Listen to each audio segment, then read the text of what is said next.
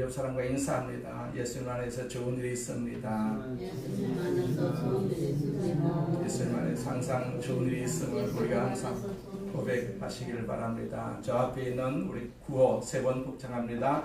나는 하늘의 복 땅의 복을 받았습니다. 나는 하늘의 복 땅의 복을 받았습니다. 나는 하늘의 복 땅의 복을 받았습니다. 아멘. 전능하신 하나님 아버지, 우리가 입술로 고백하면 하나님께서 그대로 응답해 주신다라고 말씀하여 주셨습니다. 우리가 이 땅에 살면서 건강의 복도 주시고 이 생활의 물질의 복도 허락하여 주셔서 주님 앞에 온전히 헌신할 수 있도록 사용하여 주옵소서. 우리가 오늘은 또 예수님의 살과 피를 묻고 마시는 성찬 예배로 이 자리에 우리가 모여 싸우니 주의 피와 그 살이 우리를 새롭게 해 주시옵소서. 우리를 건강하게 하여 주옵시고 우리를 복되게 하는 귀한 살과 피가 되게 하여 주시옵소서. 예수님께서 우리를 위해서 이렇게 죽으시고 희생하시고 또 나아가서 부활하시고 승천하셨습니다. 우리가 그 길을 가고 있사오니 주님께서 이 살과 이 피를 통해서 우리가 강건해지게 하여 주시고 끝까지 주님의 길을 인도하는 대로 따라갈 수 있도록 믿음 주시옵소서. 예수님의 이름으로 기도드립니다. 아멘. 아멘. 에베소서 1장 1절과 2절 말씀을 가지고 하나님의 뜻으로 된 사도라는 제목으로 같이 은혜를 나누고자 합니다. 우리가 사도행전 그 마지막 장에 보면 우리가 잘 아는 대로 바울이 죄인의 몸으로 꿈에 그리던 로마에 도착을 하죠. 그래서 셋집을 하나 얻어가지고 살면서 2년 동안 하나님 말씀을 전파하는 그런 내용이 사도행전 끝장에 기록이 되어 있습니다. 그 사도행전 28장 30절과 31절에 이렇게 기록하고 있죠. 바울이 온 이태를 자기 셋집에 머물면서 자기에게 오는 사람을 다 영접하고 하나님의 나라를 전파하며 주 예수 그리스도에 관한 모든 것을 담대하게 거침없이 가르치더라. 그런 말씀이 있습니다. 바울은 1차, 2차 전도 여행을 다 끝내고 이제 3차 전도 여행 첫 무렵에 3년 동안 에베소 교회에서 목회를 합니다. 이 에베소서는 바울이 로마의 새방에서 보내는 그 2년 동안 성경을 가르치면서 쓴 편지라고 볼 수가 있어요. 참고로 에베소라는 도시는요, 로마 제국에서 4번째로 큰 도시입니다. 그 다이아나라고 불리는 아데미 여신 신전의 본고장이 바로 에베소입니다. 아시아에 있는 모든 신들 중에서 아데미 여신만큼 열정적으로 숭배된 신이 없다라고 말할 정도로 에베소는 우상의 도시죠. 에베소서에서 바울은 하나님의 그 이상적인 교회의 모습에 대해서 말하고 있습니다. 또 하나님이 원하는 참다운 성도는 어떤 사람인가 대해서 말하고 또 믿음이라고 하는 것은 무엇인가 하는 문제에 대해서 말하고 예수 믿는다는 것은 또 무엇인가 하는 등등의 문제들을 완전하게 이렇게 요약해주고 있는 책이 바로 에베소서입니다. 여러분, 우리는 하나님의 교회의 이상이 무엇인가, 그 사람의 이상이 아니고 사람의 경험이 아니고 하나님이 원하시는 것이 무엇인가에 대해서 우리가 정확하게 이해할 필요가 있지요. 하나님의 뜻을 분명히 우리가 깨달아야만이 우리는 교회를 바르게 섬길 수가 있습니다. 또 바르게 신앙생활을 할 수가 있습니다. 또 이 땅에서 예수를 후회 없이 잘 믿고 우리가 천국까지 갈 수가 있는 것이죠. 에베소서에 나오는 하나님의 메시지를 우리가 이해하기 위해서 에베소서에 자주 나오는 몇 가지 단어와 구절들을 이해할 필요가 있어요. 먼저 그래도 아내라는 단어가 많이 나옵니다.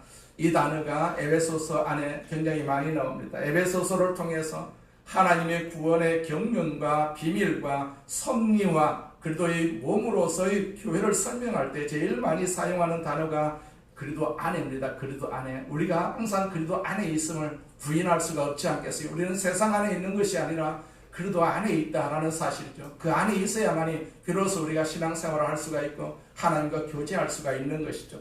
그 1절에 보니까 하나님의 뜻으로 말미암아 그리스도 예수의 사도된 바울은 에베소에 있는 성도들과 그리고 예수 안에 있는 신실한 자들에게 편지한다. 그렇게 기록을 하고 있어요. 자, 그리도 안에 아니면 예수 안에라는 말씀이 계속해서 나옵니다. 그러므로 우리가 에베소서를 대하기 전에 특별히 그리도 안에라는 말이 많이 나온다라는 사실을 우리가 기억해 두면 굉장히 좋을 것 같습니다. 또 에베소서에 많이 나오는 다른 단어가 하늘이라는 단어입니다. 하늘에 속한, 하늘에서부터, 하늘에 앉히시니, 이렇게 하늘이라는 말이 많이 나옵니다. 자, 이는 하늘로부터 하나님의 축복이 우리에게 임하였고, 하늘에서부터 구원의 역사가 우리에게 임하였고, 또 이 하늘의 사건이 이 땅에서 어떻게 구체적으로 임했는가를 알려주기 위해서 하늘이라는 단어가 굉장히 많이 나옵니다. 다음으로는 풍성하다라는 단어가 나옵니다. 그리스도인의 그 풍성한 삶, 또 그리스도의 풍성함이라는 그런 표현이 1장에서부터 시작해서 계속해서 나오고 있습니다. 그의 은혜의 풍성함을 따라 그의 피로 제사함을 받았다. 성경에서 그렇게 말씀하고 있죠. 그 에베소서의 기본적인 대주제는 물론 하나님이십니다. 하나님의 주권에서부터 에베소서가 시작이 됩니다. 바울에게 있어서 그의 신학의 첫 출발은 내가 아니고 하나님. 그래서 하나님의 주권을 계속해서 강조하고 있어요. 이것이 바로 에베소서의 첫 번째 주제라고 볼 수가 있습니다. 영원하시고 영존하시고 그리고 스스로 계시는 그 하나님, 영원부터 영원까지 영광에서 영광에 이르는 살아계신 인격자, 그 하나님에 대해서 바울이 계속해서 관심을 갖는 것을 볼 수가 있어요. 그래서 우리가 1절, 2절을 통해서 사도 바울이 우리에게 보여주는 것을 세 가지로 바울이 설명하는 것을 봅니다. 그 첫 번째는 바울은 하나님의 뜻으로 부름을 받았다라고 고백하고 있습니다. 하나님의 뜻으로 말미암아 그래도 예수의 사도된 바울은 그렇게 고백을 하고 있죠. 사도 바울의 그의 첫 출발과 그의 존재 의미를 나에게 두는 것이 아니라 하나님께 두고 있어요. 하나님께. 바울이 쓴 편지들의 서두에는 이와 비슷한 말들이 계속되는 것을 볼 수가 있어요. 로마서 1장 1절에 보면 예수 그리스도의 종 바울은 사도로 부르심을 받아 하나님의 복음을 위하여 택정함을 입었으니 라고 고백합니다. 바울은 자기를 그리스도의 종이라고 선언합니다. 그리스도 종. 그리고 사도라고까지 말을 합니다. 그런데 이 사도와 종이 된 것은 스스로 되고 싶어서 된 것이 아니고 하나님이 그렇게 하라고 시켜서 되었다. 그렇게 말하고 있습니다. 우리도 예수 믿는 것, 성도가 된 것은 내가 되고 싶어서 된 것이 아닙니다. 하나님께서 우리를 성도대로 시켜서 우리가 성도 되었고 지금 믿음 생활하고 신앙 생활하고 있는 것이죠. 하나님의 뜻에 따라 그래도 예수님의 사도가 된 나 바울은 그런 고백이죠. 고린도전서 1장 1절에도 보면 하나님의 뜻을 따라 그래도 예수의 사도로 부르심을 받은 바울이라고 기록되어 있고, 또 갈라디아서 1장 1절에도 보면 사람들에게서 난 것이 아니요 사람으로 말미암은 것도 아니요 오직 예수 그리스도와 그를 죽은 자 가운데서 그리스도를 살리신 하나님 아버지로 말미암아 사도된 바울이다. 그렇게 기록을 하고 있습니다. 이렇게 바울은 모든 편지를 시작할 때 동일하게 고백을 합니다. 내가 이렇게 사도로 부름받은 것은 그리고 종이 된 것은 나의 뜻대로 된 것이 아니다. 내가 하고 싶어서 된 것이 아니라 하나님으로 말미암아 하나님의 뜻대로 하나님의 부르심을 받아서 된 것이다. 그래서 이렇게 편지하는 것이고 전도하는 것이고 외치는 것이고 이렇게 사는 것이다 라고 그렇게 고백하고 있음을 볼 수가 있어요. 이것이 신앙의 첫 출발이죠. 첫 출발. 신앙은 나에게서부터 출발하는 것이 아니라 하나님에게서부터 출발합니다. 내가 주님을 찾아온 것이 아닙니다. 주님이 먼저 나를 찾아오신 것입니다. 내가 먼저 주님을 사랑한 것이 아닙니다. 주님이 먼저 나를 사랑하셨어요. 내가 먼저 하나님을 택한 것이 아닙니다. 하나님이 먼저 나를 택했다라고 성경에서 말씀하고 있어요. 그것도 우리가 이렇게 태어나기 전에도 이미 하나님께서 우리를 택했다, 알고 계셨다라고까지 말씀하고 있지 않겠어요? 그래서 바울은 만일 하나님이 나를 택하셨다면, 하나님 나를 사랑하셨다면 누가 나를 대적하겠는가? 누가 나를 괴롭히겠는가? 누가 나를 죽이겠는가? 누가 나를 의심하겠는가? 그렇게 말하고 있지 않겠어요? 하나님 나를 불러주셨다면, 하나님이 나를 택하셨다면, 사망아 너희 이기는 것이 어디 있고 너희 쏘는 것이 어디 있고 죽음이 무엇이 무서우냐? 그렇게 사도 바울은 고백하고 이것이 사도 바울의 신앙이었음을 볼 수가 있어요. 왜 많은 사람들이 신앙이 흔들립니까? 바로 이 확신이 없기 때문이에요. 바울과 같은 이 확신이 없기 때문이다. 왜 많은 사람들이 그렇게 절망하고 좌절합니까? 왜 하나님의 은혜를 우리가 받지 못합니까? 바로 이 확신의 교류 때문에 그러하다라고 볼 수가 있죠. 이 확신이 얼마나 중요한지 모릅니다. 이 교회를 하나님이 주셨다라는 성도 한 사람 한 사람의 확신에서부터 교회는 비롯되는 것을 볼 수가 있어요. 하나님이 나를 부르셨다라는 확신에서부터 비롯됩니다. 신앙생활이. 이 확신은 모든 부분에 우리가 적용되는 것을 볼 수가 있지 않겠어요? 우리가 사는 것이, 이렇게 결혼해서 사는 것이, 이 사회생활을 하는 것이 우연이 아닙니다. 하나님께서 다 계획하시고 인도하셨기 때문에 우리가 사회생활도 할 수가 있고 가정생활도 할 수가 있는 것이죠. 지금의 아내를 하나님이 주셨다라는 확신이 우리에게 있어야 되지 않겠어요? 내 아내는 하나님이 주신 하나님의 사람이다라는 확신이 있어야 되지 않겠어요? 내 남편에 대해서도 마찬가지입니다. 당신이야말로 하나님이 예비하신, 하나님이 주신 하나님의 사람이고 내 남편이다. 이런 확신, 이 확신이 없으면 가정이 행복해질 수가 없는 것이죠. 내 남편이, 내 아내가 하나님이 주신 사람이라고 믿는다면 어떤 고통도 이겨낼 수가 있지 않겠어요? 옛날 사람들, 우리 어머니 세대, 그 이상의 세대들은요, 남편을 하나님께서 주신 것이 아니고 그냥 인연으로 맺어주셨다라고 생각을 해가지고 끝까지 이렇게 사는 것을 볼 수가 있습니다. 언제 이렇게 죽어야만이 헤어질 수가 있는 것이, 살아서는 절대로 헤어지는 일이 없었어요. 저 남자가 나에게 주신 남편이다, 저 아내가 나에게 주신 사람이다, 그렇게 생각을 하고 있었기 때문에 그들은 그냥 고통 가운데서도, 어려운 가운데서도, 힘들게 살면서도 그렇게 잘 사는 것을 볼 수가 있죠. 그런데 지금은요, 저 사람이, 저 남편이 나에게 주신 하나님의 사람이다 라고 생각하지 않기 때문에 우리가 그냥 쉽게 생각을 해가지고 쉽게 가정이 깨어지는 그런 모습들을 볼 수가 있지 않겠어요? 하나님이 주신 사람이 아니라는 생각이 들 때는 자꾸 흔들릴 수밖에 없습니다. 직업도 마찬가지지 않겠어요? 밥을 먹기 위해서 우리가 직업 생활을 합니까? 직장은 왜 다닙니까? 하나님이 나에게 주신 직장이라고 우리가 믿어야 되지 않겠어요? 그렇지 않냐고 다니다 보니까 지금까지 오게 되었다. 만약 어쩌다 보니 지금까지 왔다든지, 오다 보니까 여태까지 직장 생활이라면 그 직장에서 결코 하나님의 뜻을 이루지는 못할 것 아니겠어요? 그 직장 안에 있는 동안에 계속해서 비참해질 수밖에 없을 것입니다. 그러나 하나님께서 나를 이 직장에 보내셨다, 나를 이 자리에 있게 하셨다라는 확신을 갖게 되면은 그 직장을 통해서 우리는 하나님의 영광을 충분히 나타내게 될 줄로 믿습니다. 그 직장이 아무리 괴롭고 답답하고 어려운 시련을 준다 할지라도 문제가 되지 않을 것입니다. 하나님이 나에게 이 직장을 주셨다, 맡겨주셨다. 그래서 하나님의 뜻을 이루려고 애쓰고 힘쓰면 하나님께서 그 직장을 통해서 하나님의 영광을 받으시고 또 그 직장에 우리가 근무할 수 있도록 우리에게 힘을 주실 줄로 믿습니다. 자, 하나님으로부터 부름받았다는 생각, 하나님이 배우자를 주셨다는 생각, 하나님이 나로 하여금 이 땅에 살게 해주셨다는 생각, 이런 확신이 없으면 이 땅에 사는 것이 저주스럽고 또 고통스러울 수밖에 없지 않겠어요? 빨리 이 땅을 떠나고 싶을 수밖에 없지 않겠어요? 그러나 하나님이 나를 고난의 역사 속에 보내셔서 영광을 돌리게 하셨다라고 생각을 하면 내가 살고 있는 이 땅은 영광스러운 땅으로 변할 수밖에 없습니다. 우리가 그런 확신을 가지고 있어야 되죠. 내가 살고 있는 이유에 대한 확신이 우리에게 필요합니다. 직장이나 가정이나 아니면 개인적으로나 국가적으로나 하나님이 나를 하여금 오늘 이 시대의 사명감을 감당하도록 부르셨다, 하나님이 부르셨다는 부르심의 확신이 우리에게 필요한 것 아니겠어요? 그래야만 우리가 기도할 수가 있고, 나를 걱정하면서 기도할 수가 있고, 가정을 위해서 기도할 수가 있고, 내 남편을 위해서, 내 아내를 위해서 기도할 수가 있고, 내 직장을 위해서, 내 사업을 위해서 기도할 수가 있는 것입니다. 확신이 있으면 우리가 기도하지요. 확신이 없으면 우리가 기도를 하지 못합니다.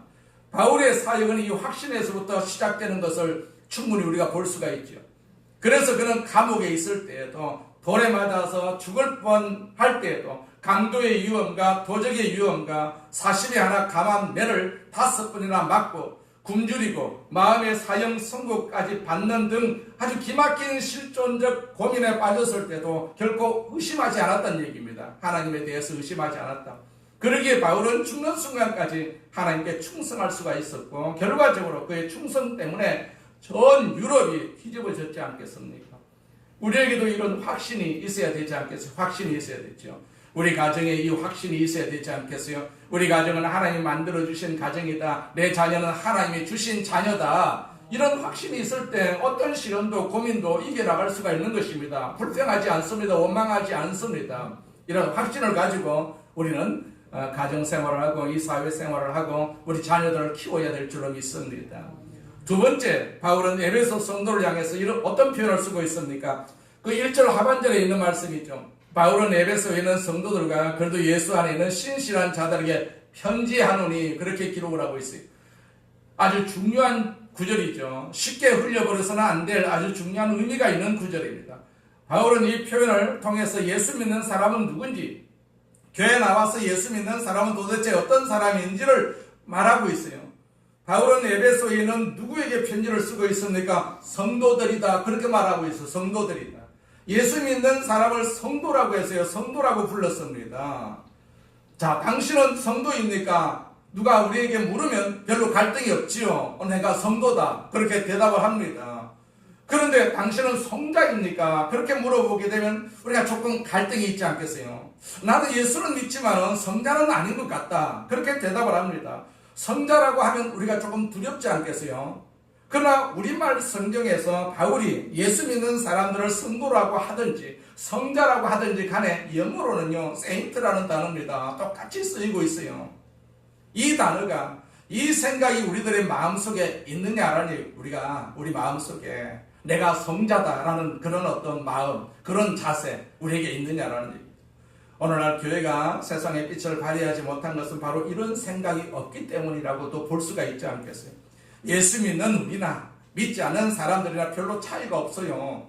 뭐 주일날 교회 왔다 갔다 하고 헌금하고 때로 11조하고 교회학교 봉사도 하고 뭐 성가대 봉사도 하고 또 여전도회 활동도 하고 뭐 이런 정도 행동 외에는 안 믿는 사람과 별 차이가 없어요. 세상에 나가면은 똑같이 세상적이고 똑같이 물질적이고 세상 사람이 하는 대로 똑같이 따라합니다. 믿는 사람이라고 다를 것이 하나도 없어요. 이것이 오늘날 우리의 영적 수준이고 도덕적 수준이다라는 얘기입니다. 그런데 성경은 믿는 사람은 다 성도다, 성자다, 세인트다 그렇게 말하고 있다는 얘기예요. 그렇게 말하고 있어요. 성경에서 말하고 있는 성도라는 뜻은 구별된 사람이죠. 구별된 사람. 우리는 구별된 사람입니다. 교회는 건물이 아닙니다. 얼마나 멋진 교회를 지어서 예쁜 교회가 되었는가 교회를 결정하는 것이 아닙니다. 그 교회에 모인 사람들이 누구냐에 결정이 되는 것이죠. 다시 말하면 구별된 사람이 얼마나 모였느냐 그게 문제라고 볼 수가 있죠. 우리가 이스라엘 민족이라고 해서 세상 민족보다도 더 윤리적이다, 더 깨끗한 것은 아니지 않겠어요? 그러나 이스라엘 민족에 의해서 귀한 것은 자신들은 선택된 민족이라는 그런 선민 사상이 철저하게 있었어요. 물론 그것은 나중에 부작용을 일으켜가지고 바리새인을 만들고 무슨 서기관을 만들고 율법주의까지 만들었어요. 하지만 그 선민 사상을 잘못 사용했기 때문에 그게 나쁜 결과가 생긴 것이지 기본적인 뜻은 굉장히 좋은 뜻이죠. 선민. 우리는 하나님으로부터 선택을 받았다. 선택받은 민족이다. 자, 그들의 가슴 속에, 마음 속에, 생각 속에 우리는 구별된 사람이다 라는 의식이 항상 있었어요. 우리는 하나님으로부터 특별히 부름을 받은 사람이다 라는 확신이 있었습니다. 그러므로 우리의 기본적인 신앙 고백은요, 나는 세상에 속한 사람이 아니라 하늘나라에 속한 사람이다. 나의 시민권은 땅에 있는 것이 아니고 하늘에 있다. 나의 생명은 하나님의 생명책에 기록이 되어 있다. 나의 소속은 마귀가 아니라 하나님이다. 나는 거룩한 하나님의 천국의 백성이다. 우리가 이렇게 고백하는 것이 굉장히 중요하지 않겠어요? 이 생각은 어마어마한 결과를 낳습니다. 그래야만이 우리가 이런 고백이 있어야만이 거짓을 따라가지 않는 것이죠. 이런 고백이 없기 때문에 거짓을 숭배하고 거짓을 따라가고 거짓을 추종하고 그러지 않겠어요?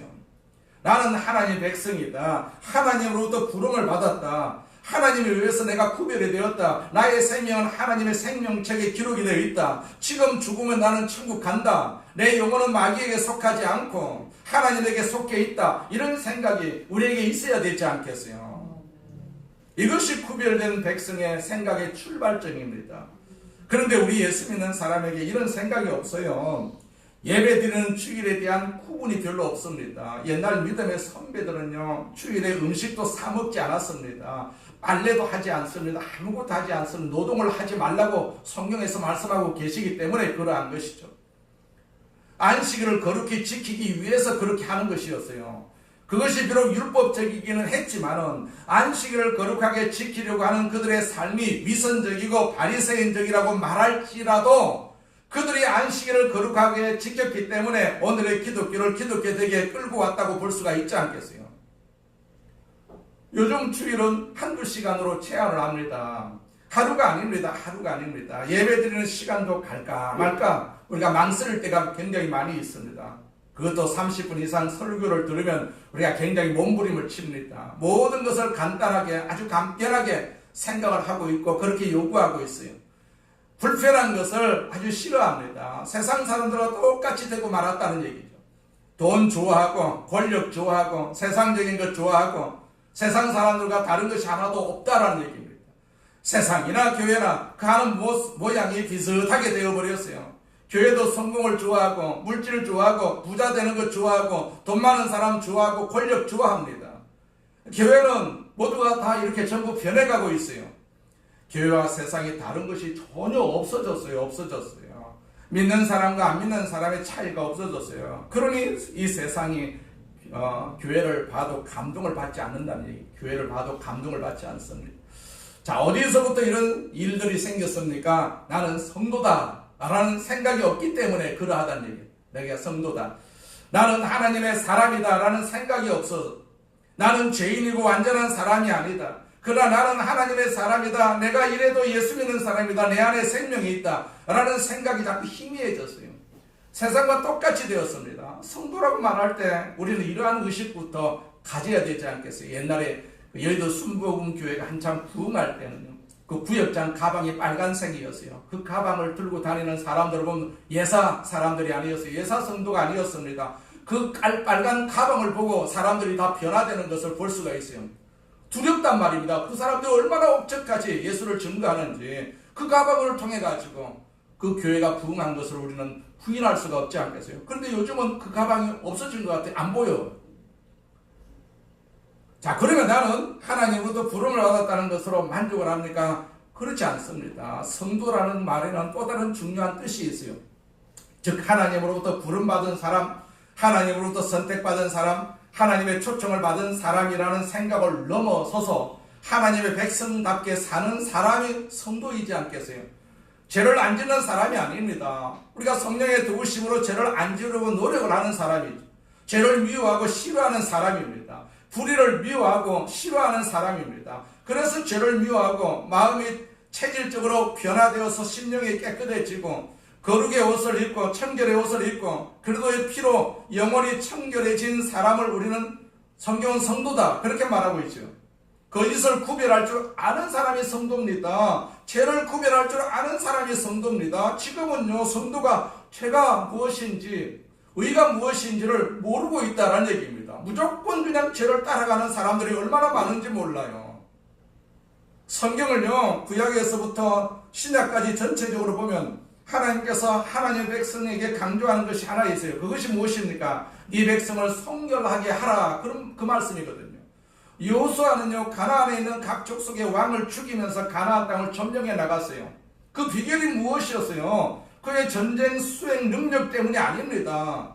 비결은 두 가지입니다. 말씀을 네 입술에 두고 그 말씀을 주야로 묵상하고 그 말씀이 명한 대로 다 지켜 행하라 라는 것과 내 백성을 성결하게 하라 라는 것이었어요. 이것이 영적 무기였어요. 여호수아의 영적 무기였습니다. 그러므로 예수 믿는 사람은 거룩에 대한 열망이 분명히 있어야 되죠. 성결에 대한 열망이 있어야 됩니다. 십자가를 바라보면서 날마다 주님을 닮아가고 깨끗하게 살고 그의 생각이 깨끗하고 그의 생활이 깨끗하고 그의 사람 대하는 방법이 깨끗하고 그의 말이 깨끗하고 그의 인간관계가 깨끗해야 된다는 얘기입니다. 지금 거짓이 너무나도 세상을 지배하고 있기 때문에 이 생각이 없단 말입니다. 이 생각이 없어요. 거짓을 따라가면서 거짓말을 하면서도 나는 깨끗한 사람이다. 그렇게 말하고 있다는 얘기입니다.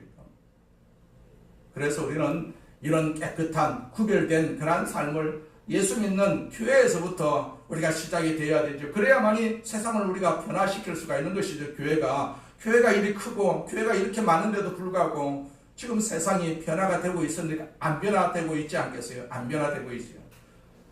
자, 그래서 우리는 성자입니다. 성자, 거룩한 사람이다. 성도다.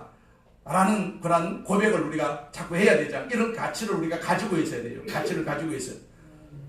교회 나온다고 모두가 성도가 될 수가 없습니다. 교인은 될 수가 있어요. 교회 건물을 왔다 갔다 할 수는 있지만 참 성도는 될 수가 없는 것이죠. 성도는요, 예수 그리스도의 십자가의 보혈의 피로 그 죄가 청결함을 받은 사람입니다. 그 보혈에 의지해서 깨끗하게 살려고 날마다 애쓰는 사람입니다. 세상 사람과 다른 사람입니다. 그래서 오늘도 우리가 달마다 첫 주에는 예수님의 살과 피를 먹고 마시지 않겠어요. 내가 정결하기 위해서, 내가 정결한 것을 다시 한번 이렇게 챙기기 위해서 우리는 예수의 살과 피를 먹고 마십니다. 그냥 먹고 마시는 것이 아닙니다. 이 먹고 마심으로 말미암아서 나는 깨끗한 사람이다, 나는 거룩한 사람이다, 나는 성자다, 나는 성도다. 1절에 보니까 예수 믿는 사람을 가리켜서 바울은 신실한 자들이다, 그런 단어를 쓰고 있어요. 그래도 예수 안에 있는 신실한 자들에게 편지하노니, 신실한 자들에게 라는 말은 신실해서 믿을 만한 사람이라는 뜻 외에 더 근본적인 뜻이 있어요. 그것은 무엇입니까? 하나님을 신뢰하는 자입니다. 하나님을 신뢰하는 자. 신실한 자는 하나님을 신뢰하는 자. 요한복음 20장 25절에 보면 도마가 이런 말을 하죠. 예수님이 옆구리에 손을 넣고 손에 못자국을 만져보아야만이 내가 예수님 부활한 것을 믿겠다. 그때 예수님이 갑자기 나타나셨어요. 도마야, 이리로 오너라. 내 손바닥을 봐라. 내 옆구리를 봐라. 그때서야 도마가 나의 주, 나의 하나님이라고 말하고는 무릎을 꿇고 예수님을 그렇게 영접하는 것을 볼 수가 있지 않겠어요? 이런 모습을 보시고 예수님은 도마에게 이런 말을 합니다. 도마야, 내가 보는 것으로 믿느냐? 보지 않고 믿는 자가 더 복되도다. 그런 말씀을 하십니다. 그러므로 여기 신실한 사람은요, 하나님에 대해서 신실한 믿음을 가진 사람입니다. 신실한 믿음을 가진 사람. 이런 사람이 바로 그리스도인이죠. 물론 거기에는 신실하고 믿을만하고 의뢰할 만한 사람이라는 뜻이 내포가 되어 있죠.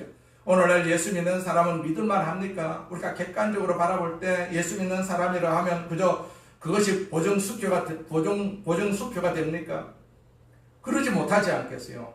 그 세상 사람이나 교회 다니는 사람이나 너나 나나 뭐 별반 다를 것이 없다라는 것을 세상 사람들이 그렇게 말하고 있어요. 이런 얘기가 있어요. 어느 시장에 물건을 사면 그 물건을 판 주인이 어느 한 집을 가리키면서 혹시 우리 집 저울이 맞나 안 맞나 의심스러우면 저 집에 가서 달아보세요. 그렇게 말을 한답니다.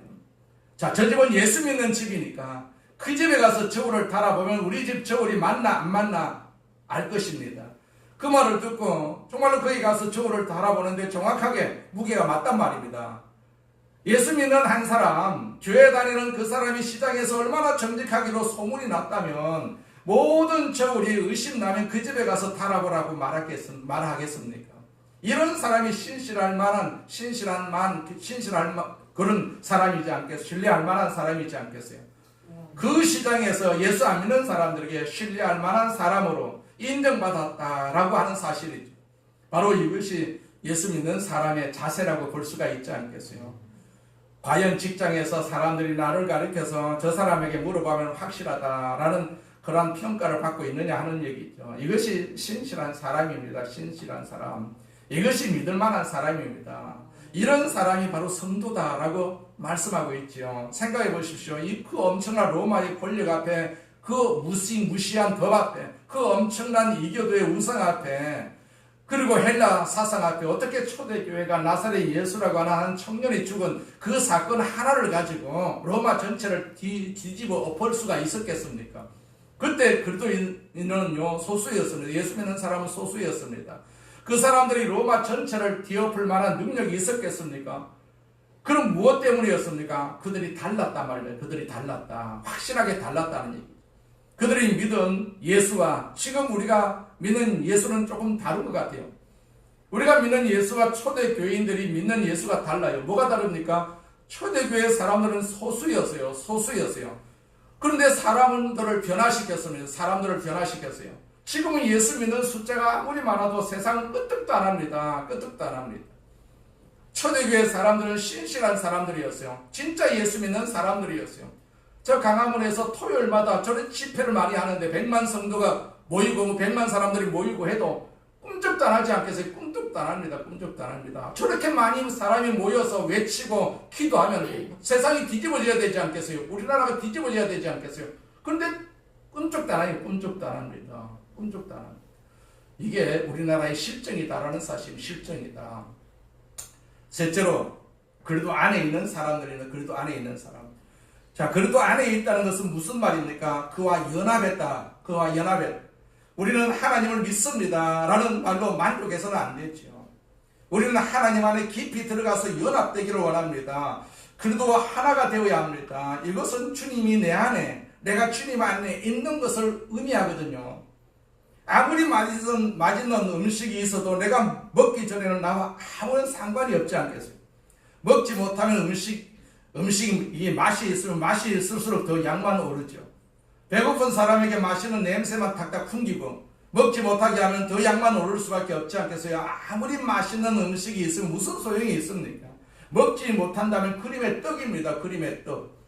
하나님이 천지를 창조했다는 것이 무엇을 의미합니까? 내가 믿지 않는다면 아무 소용이 없지 않겠어요? 아무 소용이 없습니다. 예수 안에 있다는 말은 그와 연합했다, 하나가 되었다, 그 말이거든요. 자, 그리도와 함께 연합되는 것, 함께 세례받고 함께 부활에 참여하는 것. 자, 그리도의 구원 사건이 구체적으로 나의 것이 되는 것. 자, 그리도의 능력이 나의 것이 되는 것이 바로 그리도 안에 있는 의미라고 볼 수가 있죠. 이러한 모습, 이러한 세 사람의 모습이 바로 우리 성도들의 모습이 되어야 한다. 바울이 그렇게 교훈하고 있습니다. 교회에 많은 사람이 오는 것이 얼마나 좋습니까? 많은 교회가 소망을 하죠. 그래서 동원을 마구마구 하는 것을 봅니다. 그러나 교인과 교회가 아무 내용 없이 부흥하는 것은 저주라고도 볼 수가 있지 않겠어요? 그것은 축복이 아닙니다. 한 사람 한 사람이 신실한 사람이 되어야 되겠죠. 성자같이 사는 사람, 그리도 안에서 살려고 하는 사람들이 모일 때 그곳에 기적이 일어나는 것이고, 그때 하나님께서 일하시는 것을 볼 수가 있고, 그곳에 성령의 역사가 있음을 알 수가 있죠. 만약 그렇지 않다면 우리가 속한 교회는 이 땅 위에 존재하는 또 하나의 그냥 교회라는 것 외에는 아무 의미가 없습니다. 세상에 아무런 감동을 줄 수가 없고 변화를 줄 수가 없어요. 2절을 보세요. 하나님 우리 아버지와 주 예수 그리스도로부터 은혜와 평강이 너희에게 있을지어다. 그리스도 안에 있는 사람이 받는 두 가지 축복이 있어요. 어떤 축복입니까? 은혜와 평강이라는 축복입니다. 이 단어는 우리의 신앙 전체를 압축해주는 단어이기도 하죠. 은혜는 믿음의 시작이죠. 우리가 믿음으로 시작하는 것이 바로 은혜입니다. 평강은 믿음의 끝입니다. 믿음의 끝. 자, 은혜는 샘의 원천이고 구원이기에 이것 없이는 우리 그리스도인의 삶이 시작되지 않습니다. 은혜로 말미암아서 우리는 구원을 받았어요.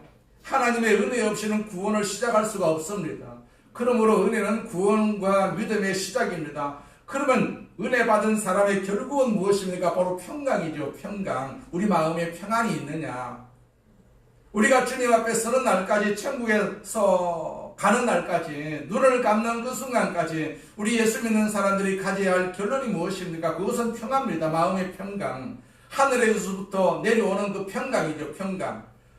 은혜는 무엇입니까? 값없이 주시는 하나님의 변함없는 호의고 사랑이죠.